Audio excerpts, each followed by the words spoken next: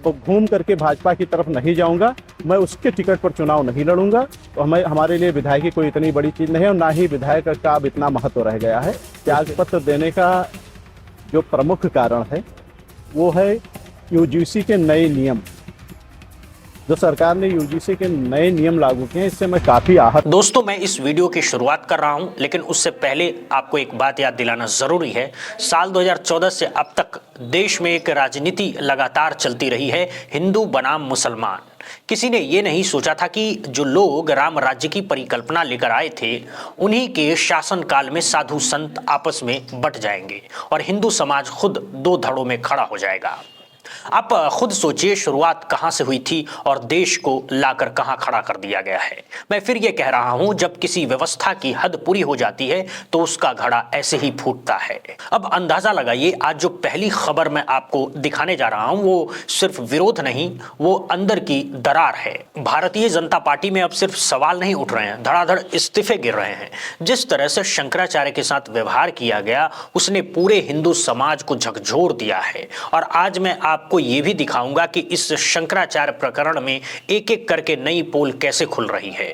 अब हालात ये हैं कि हिंदुओं ने ही बीजेपी और योगी आदित्यनाथ सरकार के खिलाफ मोर्चा खोल दिया है और ये मोर्चा सिर्फ नाराजगी का नहीं है, ये आस्था और अपमान का सवाल बन चुका है।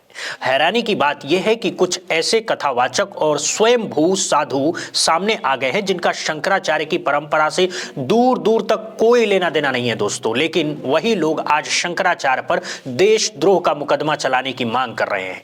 सवाल यह है, क्या उन्होंने कभी अपनी गतिविधि पर नजर डाली?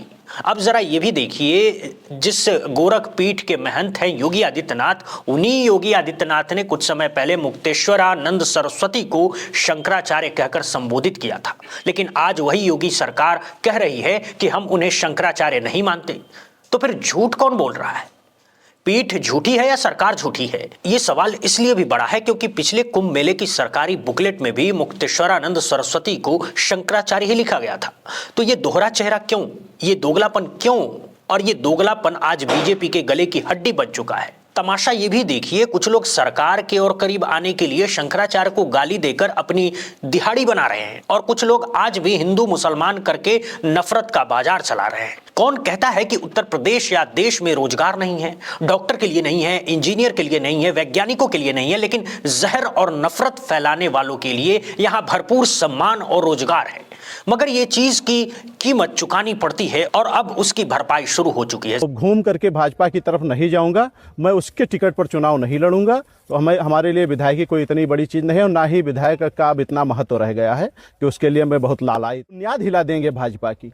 भाजपा को हम लोग खींच करके 300 सीटों तक लेकर आए हैं। जब भाजपा के बगल कोई खड़ा नहीं होना चाहता था, फोटो नहीं खिंचाना चाहता था, थाने पर कुर्सियां हटा दी जाती हैं, तब से मैं भाजपा को लिए घूम रहा हूं। त्यागपत्र देने का जो प्रमुख कारण है वो है यूजीसी के नए नियम। जो सरकार ने यूजीसी के नए नियम लागू किए हैं। जरा देखिए, माघ मेले में शंकराचार्य के अपमान के बाद बीजेपी में अपने और पराये की लाइन खिंच गई है। बलरामपुर से पार्टी के बड़े नेता ने इस्तीफा दे दिया है, साफ कहा कि अब इस पार्टी के साथ आगे नहीं चला जा सकता है। जिस पार्टी को खड़ा करने में जमीन से लेकर शिखर तक मेहनत की, आज वही पार्टी खुद को भगवान समझने लगी है। और जब कोई पार्टी जनता को नहीं, सिर्फ अपने अहंकार को सुनती है, तो उसका अंजाम ऐसा ही होता है। अब आगे मैं आपको सबूतों के साथ दिखाऊंगा कैसे ये मुद्दा बना, कौन कौन जिम्मेदार है और क्यों आज हिंदू समाज खुद सवाल पूछ रहा है। वीडियो अंत तक देखिए, क्योंकि सच अक्सर असहज होता है। तो हमें रूमर्स पर नहीं जाना चाहिए, हमें जो भी शास्त्र में प्रमाण मिलता है उस हिसाब से काम करना चाहिए। ठीक है, तो अहिल्या बाई होलकर की मूर्तियां जो देखी गई गिरी वहां पर, वो सब के उन पर आपका क्या विचार है, क्या कहना है? मैं समझ रहा हूँ, देखिए आप, हम यहाँ शूट करेंगे तो आई थिंक ये लोकल इंटेलिजेंस के होंगे लोग, वो रिकॉर्ड करते हैं कि हम क्या शूट कर रहे हैं, दिखाइए एक बार। वो भी अपना काम कर रहे हैं, हम भी अपना काम कर रहे हैं, काम करते रहे, कोई दिक्कत नहीं है। ये LIU के लोग होंगे, पुलिस के लोग होंगे जो रिकॉर्ड कर रहे हैं, ठीक है, अपना काम कर रहे हैं, वो भी अपना काम कर रहे हैं। तो यहाँ पर सब कुछ ठीक है। अब इस पर हम क्या कहें, इससे ठीक ही है। अब देख ही रहे, यात्री आ रहे हैं, स्नान ध्यान कर रहे हैं, कोई भी विवाद नहीं। सोचिए जरा, देश में हालात ऐसे बना दिए गए हैं कि जिस पुलिस और जिन अधिकारियों का काम होता है गलत को रोकना, आज वही अधिकारी इस काम में लगाए जा रहे हैं कि जो गलत हो चुका है वो दिखे ही ना। क्या गजब की लॉजिक गढ़ी है। मैं तो योगी आदित्यनाथ की सरकार को बधाई देना चाहता हूं।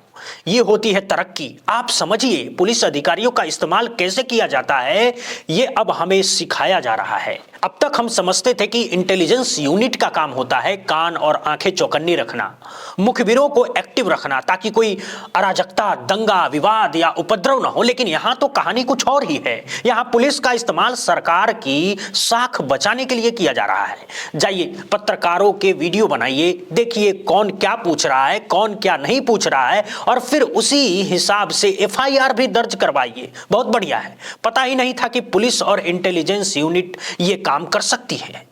अब आइए आगे सुनते हैं, इनको भी सुनिए। हालांकि ये संतों के बीच बैठे हैं तो इनके बारे में ज्यादा कुछ नहीं कहूंगा, लेकिन जरा इनकी भाषा सुन लीजिए। मैं तो कह रहा हूं शंकराचार्य ही नहीं तो क्या करें उसको, जो शंकराचार्य ही नहीं है। अब कुंडली बोलूंगा तो बहुत बुरा लग जाएगा। जो कश्मीर में 370 धारा को वापस लाने की बात कर रहा हो, जो उद्धव ठाकरे को मुख्यमंत्री बनने की बात कर रहा हो,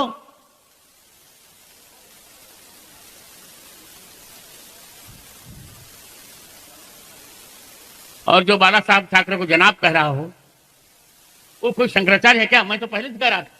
अब देखिए इनके साथ नीचे कौन कौन बैठा है। एक तरफ राम भद्राचार्य हैं और उनके साथ वही लोग बैठे हैं जो हर वक्त हिंदू राष्ट्र की बात करते हैं, लेकिन जब हिंदू बच्चियों के साथ बदसलूकी होती है और आरोप बीजेपी नेताओं पर लगते हैं तो इन्हें हिंदू राष्ट्र याद नहीं आता। अब जरा ध्यान दीजिए मेरे भाई, राम भद्राचार्य से आपका विवाद हो सकता है, शंकराचार्य से मतभेद हो सकता है, लेकिन जनाब अगर किसी ने बाला साहब ठाकरे को लेकर कुछ कह दिया, मान लिया मेरे सामने उसका सबूत नहीं है, लेकिन मान भी लिया कि संतों के बीच झूठ नहीं बोला जाता, तो फिर सवाल यह है अगर शंकराचार्य ने उद्धव ठाकरे को मुख्यमंत्री बनाने की बात कह दी तो वो सनातनी नहीं रह जाते। लेकिन जो मोदी जी की बात करे, जो योगी को प्रधानमंत्री बनाए, वही सनातनी कहलाएगा। यानी सनातन का ठेका आप लोगों ने ले रखा है। मैं तभी तो कहता हूं कि ये सब एजेंट बने बैठे हैं, संतों के वेश में एजेंट बने बैठे हैं, जो शंकराचार्य को शंकराचार्य मानने से इनकार करते हैं और उन पर देशद्रोह का मुकदमा चलाने की बात करते हैं। मैं तो कहता हूं देशद्रोह का कानून ऐसे लोगों पर लगना चाहिए। एक पूरा कानून बनाइए सनातन विरोधियों के नाम पर और उन्हीं पर लागू कर दीजिए, तभी ये मानेंगे। देखिए जरा इनका तर्क। अब शंकराचार्य उद्धव ठाकरे को मुख्यमंत्री कह दे तो सनातन विरोधी, लेकिन जो मंदिर तुड़वाए, जो शंकराचार्य का अपमान करे, जो छोटे छोटे बच्चों को अपमानित करे, वो सनातन प्रेमी, क्योंकि वो आपके साथ खड़ा है। अरे भाई एजेंट हो तुम, एजेंट, धर्म के नाम पर धंधा करने वाले एजेंट। अब जरा इधर भी सुनिए, अगर यही सच है तो जो इस समय शंकराचार्य के साथ खड़े हैं उसके बारे में क्या कहेंगे? अगर आप कह रहे हैं कि ये शंकराचार्य है ही नहीं तो फिर कौन झूठ बोल रहा है, राम भद्राचार्य या फिर गोरखपीठ? और गोरखपीठ के महंत कौन है? योगी आदित्यनाथ। यानी अब योगी आदित्यनाथ को भी इसका जवाब देना होगा। अब जरा ध्यान से देखिए, पहले ये वीडियो देखिए। ये वीडियो है अविमुक्तेश्वरानंद सरस्वती जी का, यानी शंकराचार्य जी का, और मैं अभी आपको बताऊंगा ये वीडियो कहां का है।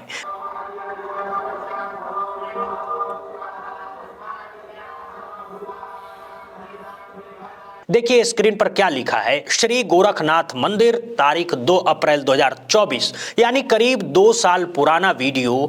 श्री ज्योतिर्मठ बद्रिका आश्रम हिमालय के पीठाधीश्वर जगत गुरु शंकराचार्य अविमुक्तेश्वरानंद सरस्वती जी वो गोरखनाथ मंदिर गए, दर्शन पूजा किया और उस वक्त उन्हें शंकराचार्य ही लिखा गया। अब सवाल साफ है, क्या गोरखनाथ मंदिर झूठा है जिसके महंत योगी आदित्यनाथ है, या फिर योगी आदित्यनाथ की आज की सरकार झूठ बोल रही है? क्योंकि अगर वो शंकराचार्य नहीं थे तो बुकलेट में नाम क्यों छपा? या फिर ये लोग सच बोल रहे हैं और सरकार रंग बदल रही है? बड़ा जल्दी रंग बदलते हो और खुद को सनातनी भी कहते हो। गजब की सनातनियों की सरकार है भाइयों। अब आगे सुनिए शंकराचार्य जी क्या कहते हैं, ध्यान से सुनिए। योगी ने कालनेमी का जिक्र किया है कि जो कि धर्म को नष्ट कर रहा है, इस पर आपका क्या कहना है? भाई कालनेमी कौन है? कालनेमी जो था वो राक्षस था और साधु बन करके सामने दिखाई दे रहा था। राक्षस क्या करता है? मारता खाता है। वो ब्राह्मणों को मार दे, वो साधुओं को मार दे, वो गायों को मार दे, यही तो करता है। और चोला साधु का पहनता है कालनेमी। अब यहाँ पर देखिए यहाँ पर चोला तो साधु का है, योगी आदित्यनाथ का, और गौ हत्या हो रही है। कौन है कालनेमी, बताओ कौन है कालनेमी? बस इतना ही बता दीजिए, इसका जवाब दे दीजिए। मामला बहुत बड़ा है, लेकिन हैरानी यह है कि देशद्रोह का मुकदमा उन पर नहीं चलाना चाहिए जो नफरत फैलाते हैं, बल्कि उल्टा दूसरों पर थोपने की कोशिश की जा रही है। यहां भी एक विवाद हुआ था, उस विवाद की खबर मैं पहले ही दिखा चुका हूं, लेकिन अब इसको लेकर जो बयान सामने आया है उसे पहले आप खुद सुन लीजिए।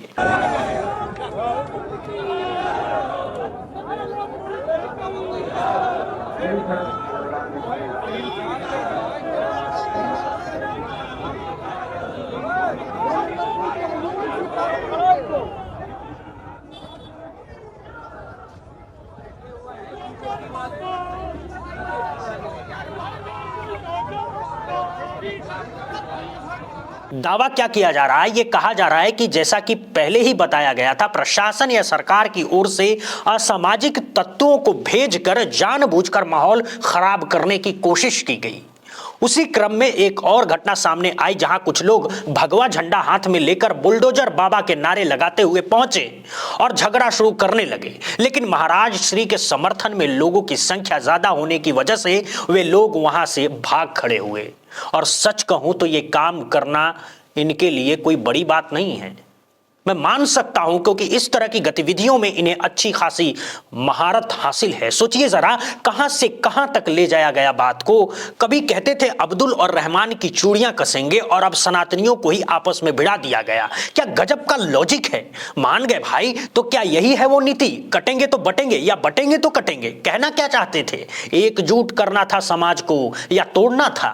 अब सोचिए, यही है असली सच। दरअसल इन सब का भांडा अब फूट रहा है, इसीलिए बौखलाहट साफ दिख रही है। अब आइए मैं आपको एक और मामला दिखाता हूं, जरा ध्यान से सुनिए। उत्तर प्रदेश दिवस के अवसर पर आयोजित इस भव्य कार्यक्रम में देश के माननीय गृह मंत्री और लोकप्रिय राजनेता श्री अमित शाह जी, आदरणीय मुख्यमंत्री योगी आदित्यनाथ जी, उत्तर प्रदेश के उप मुख्यमंत्री द्वय श्री केशव प्रसाद मौर्य जी, श्री ब्रजेश पाठक जी मंच पर पधार चुके हैं और आपका अभिवादन स्वीकार कर रहे हैं। मित्रों, अब हुआ क्या है, एक शख्स है अभिषेक, यूपी दिवस कार्यक्रम के एंकर, वो मंच से यूपी बीजेपी के प्रदेश अध्यक्ष पंकज चौधरी का नाम ले ही नहीं रहे हैं, जबकि पंकज चौधरी मुख्यमंत्री के बाद यूपी बीजेपी में सबसे बड़ा पद रखते हैं और मंच पर वे मुख्यमंत्री के साथ साथ आते हुए दिखाई भी दे रहे हैं। फिर भी नाम नहीं लिया गया है।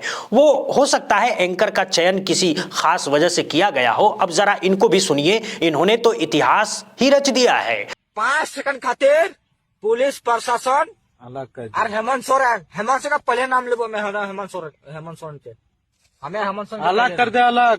तब हिंदू के दम देख, हिंदू का दम देख, हिंदू के दम देख। पर नहीं काटा तो रब्बा काटबो मुस्लिम के इधर बुझ के। शक्ल, चेहरा और हाव भाव देखकर आप खुद समझ सकते हैं ये किस किस्म की दिहाड़ी पर काम करते हैं और किस मानसिकता से ग्रसित है।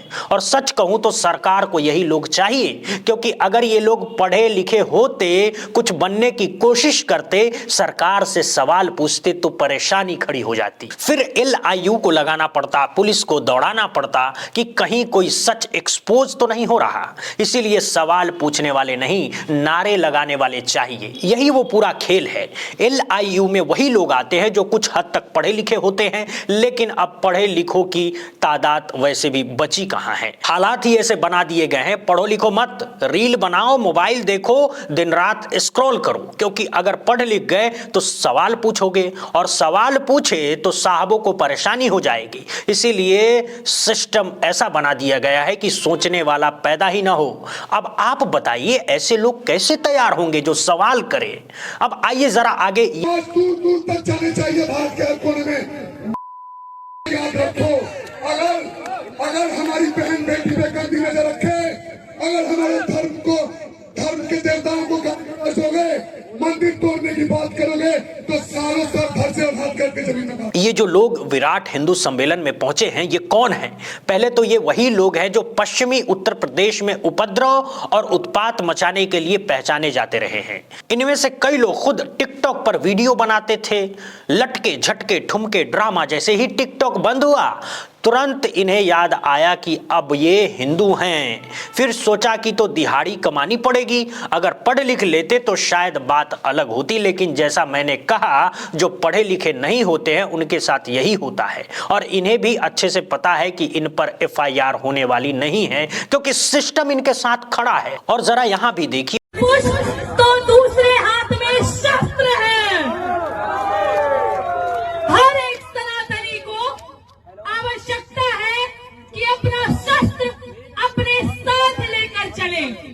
और वैसे वकालत का पढ़ाई कर रहे हैं, जो केस मुकदमा होगा वो देखिए। मैडम, आपकी तो वकालत तक नहीं होने दी जाएगी। वकालत तो अलग बात है, थाने के अंदर तक जाने नहीं देंगे।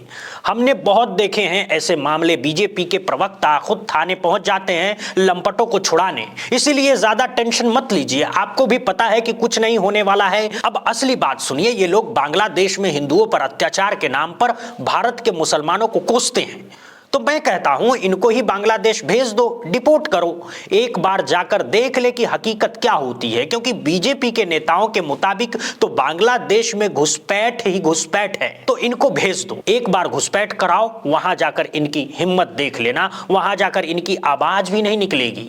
अब देखिए आगे इन्होंने क्या तमाशा किया। एक AI वीडियो बनाया गया है जिसमें एक इस्लामिक इमारत, मस्जिद जैसी संरचना दिखाई गई है और फिर AI के जरिए दिखाया गया है कि तीर चलाते ही वो इमारत ध्वस्त हो गई। ये वीडियो इंस्टाग्राम पर अपलोड किया गया। अब आप बताइए, क्या ये दंगे भड़काने की साजिश नहीं है? और उसके बाद ये लोग सवाल उठा रहे हैं कि कार्रवाई क्यों नहीं हो रही है। यहां देखिए, अश्विन सोनी तक कह रहे हैं कि यूपी पुलिस हाथ पर हाथ धरकर बैठी है। सवाल ये है कि कितनों पर कार्रवाई होगी। एक बार इनके मकान दुकान तोड़कर दिखाइए जैसे दूसरों के तोड़े जाते हैं। एक बार इनके परिवार से छत छीन कर दिखाइए। लेकिन ऐसा नहीं होगा, क्योंकि जिनकी वजह से सत्ता में हैं उन्हीं पर कार्रवाई कैसे होगी। अब सत्ता का सहारा यही लोग हैं, तो सत्ताधीश इनके खिलाफ कदम कैसे उठाएंगे? यही पूरा खेल है दोस्तों। इसी के साथ देश दुनिया से जुड़ी ऐसी खबरों के लिए हमारे चैनल को ज्यादा से ज्यादा शेयर करिए, सब्सक्राइब करें। बहुत बहुत धन्यवाद, बहुत बहुत शुक्रिया।